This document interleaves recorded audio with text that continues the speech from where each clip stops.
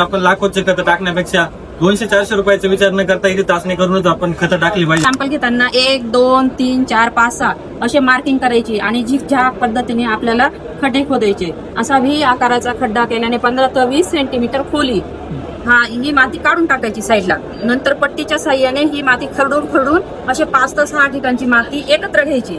एकत्र केल्यानंतर याचे 4 भाग करायचे. 4 भाग झाल्यानंतर हे समोरासमोरचे साईडला करायची माती आणि ही समोरासमोरची माती परत एकत्र करून याचे 4 भाग करायचे. अर्धा किलो माती शिल्लक होईपर्यंत ही क्रिया चालू ठेवायची.